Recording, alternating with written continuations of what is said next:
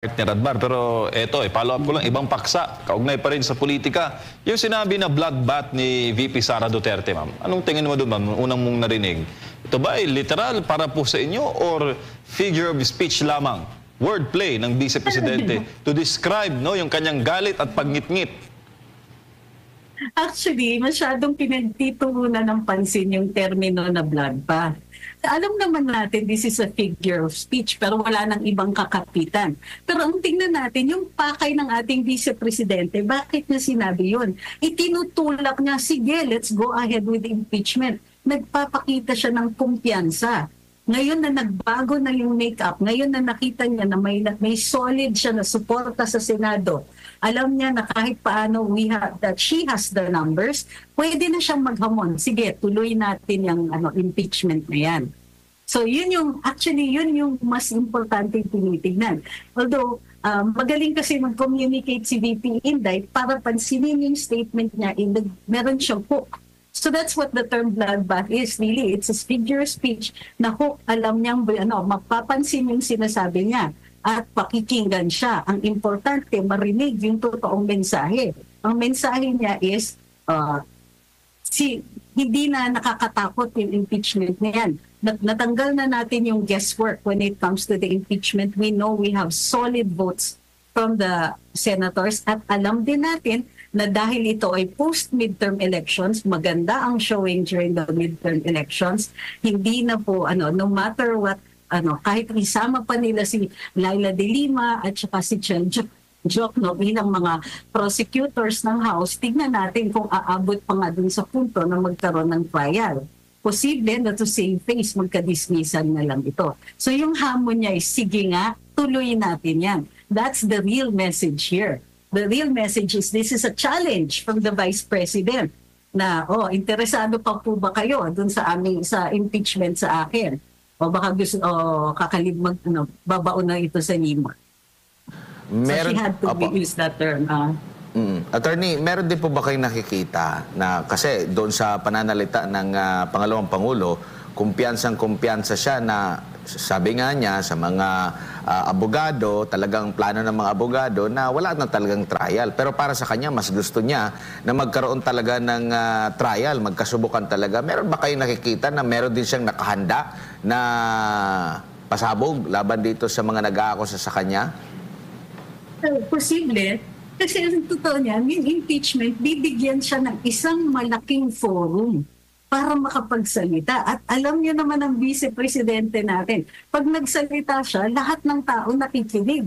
Ngayon, bibigyan lang nila ng isang malaking audience ang ating vice-presidente at isang pagkakataon na makikita siya araw-araw, siya yung national victim dito. At ang mga traidor, ang mga villains ay yung mga kalaban niya. Tingnan ninyo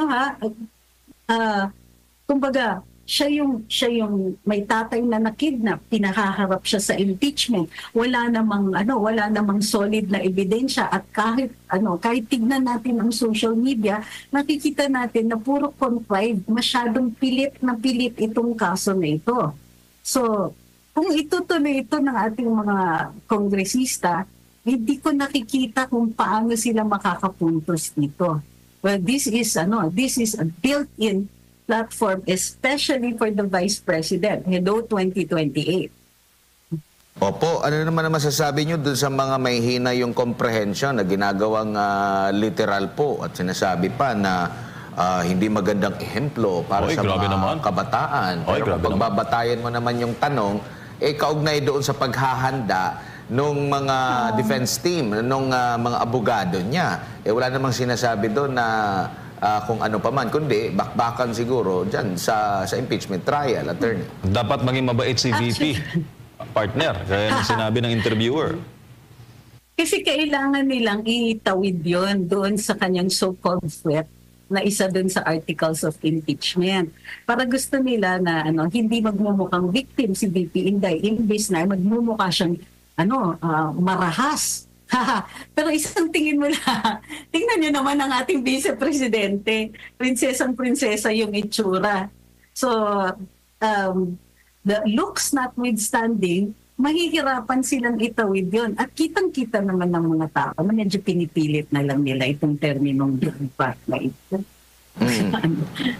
Opo. Ma'am, balikan ko lang. Sablay Opo. na lang. Attorney, tinanong din ulit ang pangalawang Pangulo doon sa naging interview ng media doon na ng isang miyembro ng media at sinabi, bakit hindi na lang daw sagutin yung patungkol sa confidential funds? At naipaliwanag muli ng pangalawang Pangulo na nabigyan ng pagkakataon na ang Kamara na siya ay matanong pero hindi siya tinanong kaugnay nito. Ang kanya pang sinabi, una, hindi siya nag-take oath kasi nga pwede namang meron siyang mga sinabi doon na patakaran. Tapos, tinatanong yung mga kasamahan niya sa Office of the Vice President, gusto niyang saluin yung pagsasagot kapalit ng pag-oath, no? Kaya nag-take oath siya. So after nun, hindi naman siya tinanong. Sabi nga niya, ni isang tanong, hindi naman siya tinanong dito. At ang lahat ng mga dokumento ay naibigay na sa COA. At ang sabi naman ng COA, nakita natin. Pero parang yung naratibo nila, gusto pa rin na ibahagi, no, sa lahat na hindi sinasagot ng pangalawang Pangulo ang mga question patungkol dito sa confidential funds, attorney. Ano masasabi mo rito? I think wala sa lugar. Ang sinasabi nila, bakit di na lang niya sagutin? Hindi ba in-impeach na nga siya? So baka sasagutin niya. Pero sasagutin niya in a place where she thinks she will get a fair shake. Kasi kung dun siya sumasagot sa Kongreso, where you are constantly interrupted, tapos itinatakot yung mga tao ninyo, kinukulong yung mga tao mo, ang daming karahasan, oppression, or very oppressive yung atmosphere ng Kongreso, hindi siya talaga conducive to any fair game. Hindi siya, this was not a proceeding kung saan makakasalita siya at maipipresenta niya yung kanyang panig with any reasonableness. Kumbaga, yun lang na ini-interrupt siya. Yun lang na kung ano-ano yung sinasabi. There are no rules kasi. It's basically the congressman can ask anything that they want. O ngayon, di sige, ayaw niyang sumagot. This way, she gets to control. It is a much more controlled venue. Andyan siya sa impeachment trial. She has lawyers to defend her. There are set rules at saka there's 23 judges who will weigh in on whether or not fair yung katanungan nila. Hindi lang yon, hindi na nila pwedeng i-threaten yung mga tao ni VP Inday with contempt. Wala sa kanilang biglaan na lang mai-issuean ng contempt order. What she did was she took it to a venue where it's going to be more fair. And para sa akin, that's the reason di siya sumagot. At naiinis lang kayo, kaya nagagalitin. Ba't di nyo na lang sagutin? Sasagutin niya. Nobody said that she wasn't going to answer, but she will answer in the Senate trial. Ma'am, maliban dito po sa impeachment, no? Kasi tapos na yung election, tapos ang susunod na malaking issue is itong impeachment trial. Ang inaantay din ng lahat na maaring mapuruhan din dito ang kasalukuyang administrasyon ay itong pagbabalik muli sa oral arguments dito sa PhilHealth, no? At ang pag-uumpisa dito sa Maharlika, marami din pag-question. At saka yung parang na-reset din ata ulit. 2025. Itong 2025 na budget na sinabi nitong kakapanalo lang na Senador Ping Lacson na pinakakurap na budget. Pero hindi niya nabanggit ito noong during campaign ata. Pero buong ipinagmamalaki ng Presidente Marcos Jr. na walang mali doon sa kanyang pagpirma sa budget. Ano ang tingin mo dito na magiging outcome, ma'am? Kasi hindi na nila matabunan natabunan siguro nila during sa election. Narinig natin yung mga paunang part dun sa oral argument, mga 3 beses ata dun sa PhilHealth na talagang nasyak ang lahat. Pero ito, parang hindi na yata mapipigilan itong mga oral arguments na ito na susunod na antabayanan ng ating mga kababayan po, attorney. Actually, yung tingin ko, brilliant yung move ng Korte Suprema to move it after elections. para hindi siya nagamit sa kampanya, hindi siya kumbaga campaign fodder, hindi siya naging bahagi ng mga yun. Ngayon, post-elections, parang ang feeling ko, it's much more conducive Kasi very partisan talaga ang mga diskusyon when it comes to itong mga mahahalagang mga kaso na ito. And post-elections, medyo mas kalma ng atmosphere. And kumbaga, parang ang tingin ko dyan, it's a little fairer. Kumbaga, of course, hindi yan yung consideration ng Korte Suprema. Para sa atin, happy accident na ngayon, napatagal ng konti ng Korte Suprema. Now, handa na yung para sa oral arguments and yung atmosphere is a lot less, kumbaga, it's a lot calmer than if we were going into elections. So, exciting to. I think it's going to create a lot of jurisprudence. Kasi lalo-lalo na yung pagdating dito sa 2025 budget, ngayon lang po kasi na-question yung budget ng ganito. At medyo para itong natanggal yung band-aid, nakikita nyo yung sugat doon sa ilalim. Dito, yung mga napangyayari sa BICAM, suddenly it is under scrutiny.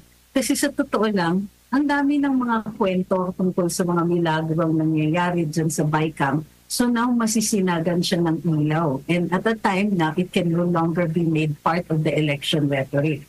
So maganda ang tingin ko, very, very exciting. Plus interesting kung ano yung magiging jurisprudence resulta ng oral arguments at saka nitong kaso ito.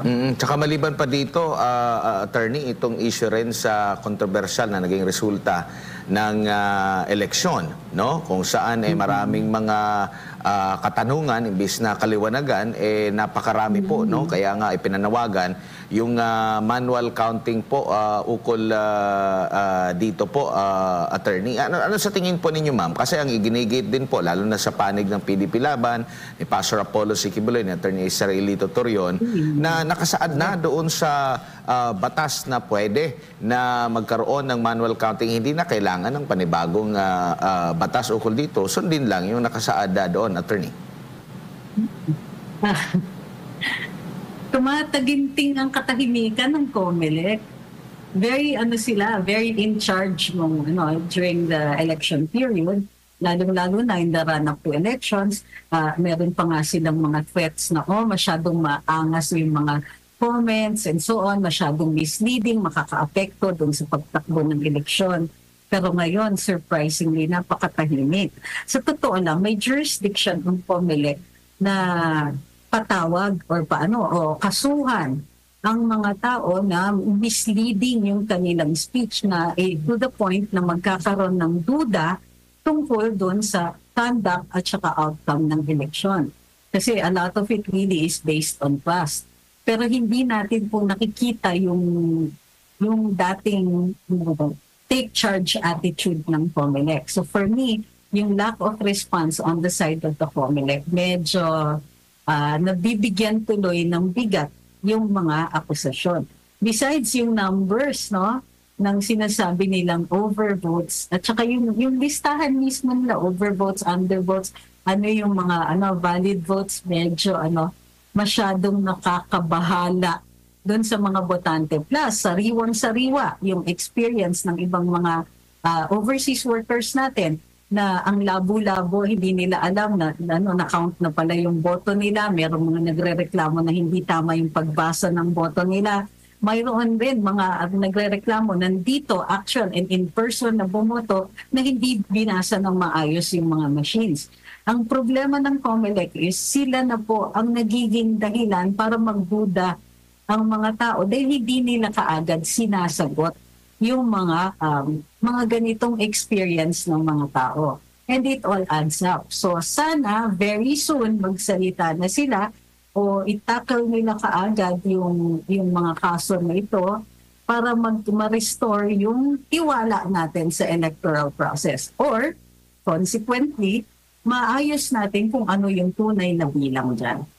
Oo, kasi maraming mga discrepancies din sa maliban kay Pastor Apollo Sikibuloy kasi ang Grabe.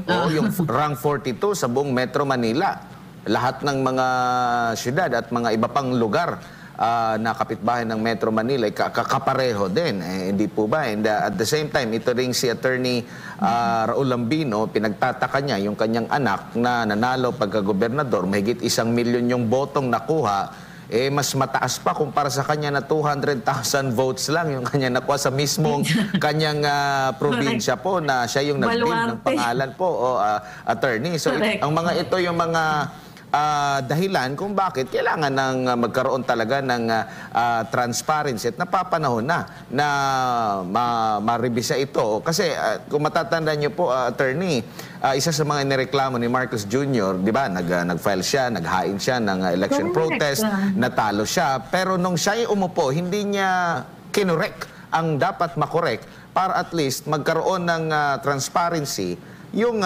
botohan po natin sa kasalukuyan, attorney. Hindi lang yun. Siyempre, narinig natin ang pahayag ng dalawang abogado, si Atty. Resticio at saka si Atty. Glenn Chong, na credible pagdating sa usapang halalan. So sana man lang mayroong, kumbaga the ball is in the COMELEC's court na sila yung dapat magsasalita. Sila ba po ay mag-iintay? Alam niyo, maraming ang hiwaga may mga kandidato dyan na dapat disqualified pero tuloy pa rin, nakatuloy pa rin, nakatakbo pa rin bilang mga kandidato. Mayroon ang dami din po ng mga disqualified. Maraming mga kandidato na tumakbo na unopposed. Hindi pa po yan nauungkat. Kasi nga, nakafocus tayo dun sa election event itself. Pero ngayon na lumalabas yung mga ganitong klaseng, kumbaga, COMELEC math ang tawag natin, kailangan na nilang mag-explain para ma-restore yung trust natin in the system or ayusin naman nila. In fact, parang ang lumalabas tuloy is that dati si Marcos Jr. was yung tinaguri, ang tingin natin, isa sa pinakamalaking biktima sa dating halalan. Ngayon, siya na yung pinakatahimik tungkol dun sa posibleng nagiging anomalya dito. Dapat naman niya tayong ipagtanggol. Actually, ina-expect siya na maintindihan niya yung hinanaing ng ibang mga kandidato. But of course, iba na ang mundo niya ngayon. Siguro bilang panghuli na lang, attorney, ano na lang po yung mensahe ninyo sa taong bayan na ngayon na nagdadalawang isip, nagugulumihan pa ang pag-iisip dahil nga dito sa nakalipas na resulta ng eleksyon at marami pang issue na pag-uusapan at papalapit na rin. Ilang taon lang yan. 2028 presidential elections na rin. Gusto rin talaga nila na marinig yung tunay na boses ng taong bayan. Mensahe nyo na lang po sa lahat, attorney. Tapos na yung halalan at maganda po ang resulta. Hindi pa tapos ang kontrobersya. Gayon pa man, nakikita natin ang puwersa ng boses ng mamamayan. So kailangan din natin huwag kalimutan ang hindi next step. Makakabalik na tayo dun sa pinaglalaban natin na napakamaling ginawa sa ating dating Pangulo. Yung mga epekto nito, yung waiver of sovereignty, yung ating gobyerno na lumapastangan sa karapatan ng isang tanyag na mamamayan at ang tuloy-tuloy na operasyon sa ordinaryong mamamayan. Huwag nating kakalimutan na ang eleksyon ay isa lang sa paraan para ma-reinstate o maipaglaban ang ating mga karapatan at maayos ang maging patakbo ng ating bayan. Babalik na tayo dun sa dapat nating tuloy-tuloy na ginagawa. Yung pagdepensa o pagtanggol sa ating mga karapatan, pagtanggol sa karapatan ng ating lahat ng mga mamamayan at yung pagdemand natin ng maayos na pamumuno, maayos na governance. Kumbaga para sa akin, medyo interruption nga ang eleksyon o isang malaking activity para matulungan tayo. Nakakuha tayo ng maraming kakampi na nakaupo ngayon sa pwesto. Tuloy pa rin natin ang laban para sa ating bayan. Attorney, maraming salamat po sa inyong oras at panahon. Sa ulitin po, ingat po kayo. Thank you, ma'am. Thank you. Maraming salamat sa Attorney Trixie Cruz Angeles, ang dati pong press secretary, mga kababayan.